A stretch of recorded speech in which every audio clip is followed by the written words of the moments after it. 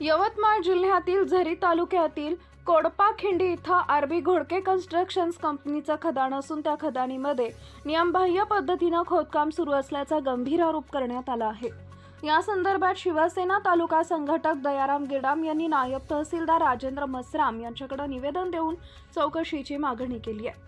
निवेदनात नमूद केल्याप्रकरणी खदानीमध्ये जेसीबी व पोकलेनच्या सहाय्याने परवानगीपेक्षा जास्त खोदकाम केलं जात आहे। शासनाने केवळ 6 मीटर खोदकामाची परवानगी दिली असताना प्रत्यक्षात 20 मीटरपेक्षाही खोलवर खोदकाम केल्याचं समोर आलं आहे।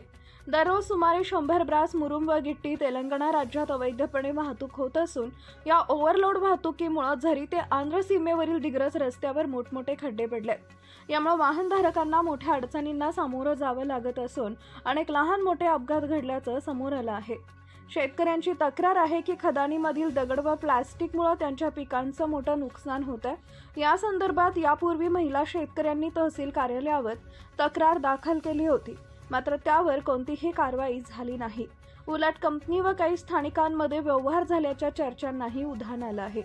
स्थानिकांचा आरोप आहे की या बेकायदेशीर कामामागे महसूल व पोलीस प्रशासन विभागाचा वरदहस्त आहे आणि त्यामुळेच प्रशासन या गंभीर प्रकरणाकडे दुर्लक्ष करत असल्याची चर्चा सुरू आहे। त्यामुळे जिल्हा प्रशासनाने तातडीने चौकशी करून चौकशी पूर्ण होईपर्यंत खदानी बंद ठेवावी अशी मागणी निवेदनातून करण्यात आली आहे।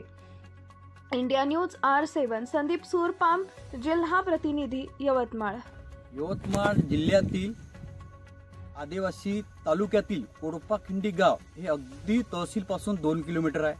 तिथं आरबी घोडके कंपनी एका गरीब शेतकऱ्यांची जमीन हे संबंधी पत्रावर खोदकाम करण्यासाठी परमिशन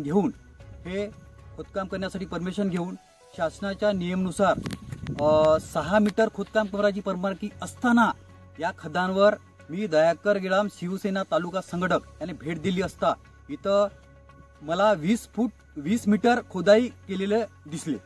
या कंपनी हे रात्र दिवस ब्लास्टिंग करून जेसीबी आणि पोकलाइन मशीनच्या सहाय्याने रात्रभर ब्लास्टिंग करून हे नियम डावलून हे त्याचं जे काही दगड आहे तो दगड करोडो अब्ज रुपयाचा दगड त्यांचे कंपनीचे कमीत कमी 20 ट्रक आहे। ह्या एका ट्रकमध्ये कमीत कमी 6 ब्रास न्यायला पाहिजे, त्यात 12 ब्रास हे नेऊन हे आपल्या महाराष्ट्र राज्यातला महसूल डुबवून हे तेलंगणा राज्यामध्ये घेऊन राहिले। त्यामुळे दिग्रस हे गाव रेल्वे गेट पासून पुरा 2 किलोमीटर रस्ता या कंपनीमुळे या ट्रकमुळे खराब झाला। या कंपनीवर कसल्या प्रकारचं महसूल प्रशासनाचं अंकुश नाही आहे। या आधी कोडपाखिंडी गावातील महिला पुरुषांनी या कंपनीच्या विरोधात आवाज उठवला होता, तक्रारी केल्या होत्या। त्यातली कुठली प्रशासनाला दखल न घेता या दखलचं काय झालं हे कुणालाच माहित नाही। हे दाबले गेली काय गेली असं निर्देश माझ्या आलं। त्यामुळे या कंपनीवर एक तर कंपनी बंद करा, नाही या कंपनीवर गुन्हा दाखल व्हायला पाहिजे। महसूल प्रशासनाची सुद्धा चौकशी व्हायला पाहिजे।